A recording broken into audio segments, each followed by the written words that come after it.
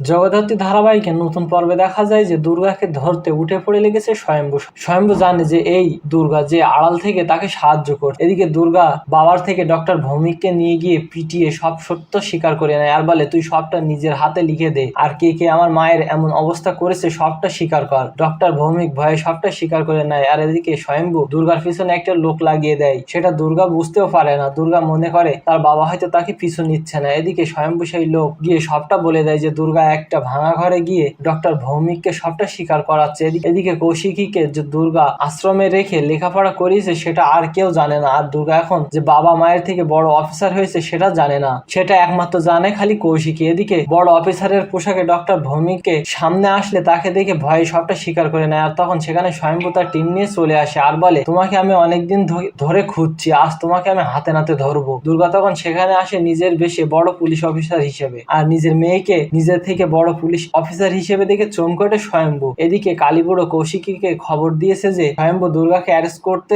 আশ্রমে চলে এসেছে। তো বন্ধুরা, কি হবে এবার? সবটা দেখতে এখন একটা লাইক দিয়ে কমেন্ট করে জানিয়ে দাও তোমাদের মতামত। ধন্যবাদ।